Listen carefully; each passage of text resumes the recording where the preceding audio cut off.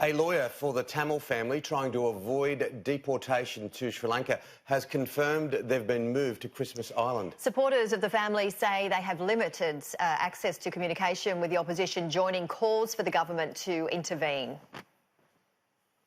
From detention in Melbourne to Darwin to Christmas Island. Lawyers for the Sri Lankan family facing deportation from Australia only found out about their move via email from the Department of Home Affairs at 2:30 on Saturday morning. The family are obviously distressed. We understand that potentially they are the only detainees at Christmas Island and that Christmas Island may have been specifically reopened for the family. The detention centre on Christmas Island was only reopened this year. Facilities are sparse. There's a lack of mobile reception and Wi-Fi that makes it difficult to communicate with lawyers and interpreters at a time when they need to be signing affidavits and other paperwork for their case before the courts. I don't really understand the motive of the Christmas Island move, given that there are many other functioning detention centres in Australia on the mainland. Mother Priya is receiving medical attention for a wrist injury she received while guards loaded her onto a plane. Her daughters, aged 2 and 9 months, have been traumatised by the events. It would have been a really traumatic experience for the children.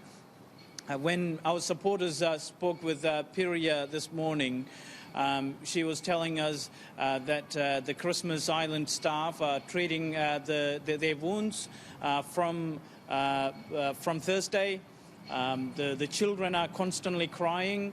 Kobika is feeling very lonely.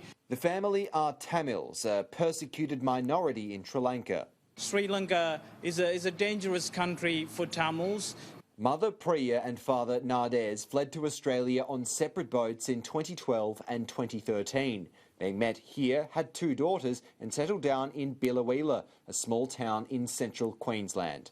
Last year, their bridging visa expired. The High Court denied their request to stay in Australia. They were moved to Melbourne Detention Centre, where they remained until this week. They were hauled onto a flight which was forced to land in Darwin after an 11th hour injunction from the federal court prohibited the eldest daughter from being deported until her paperwork is processed. The family's only hope now is if the federal government intervenes, but Home Affairs Minister Peter Dutton says the High Court decision is final and the family doesn't deserve to remain in Australia. Supporters are continuing to urge him to show mercy. No matter what the outcome is, that at the end of the day it is still within the minister's hands. Just let them stay, let them stay. You know, the Billawila community wants these people. The 2 little girls are born in Australia. I mean, it's hard enough to get people in regional Australia. The community want them. These people want to stay there. No one's actually saying they're bad people. The case returns to the federal court in Melbourne on Monday. Patrick Murrell, Sky News, Melbourne.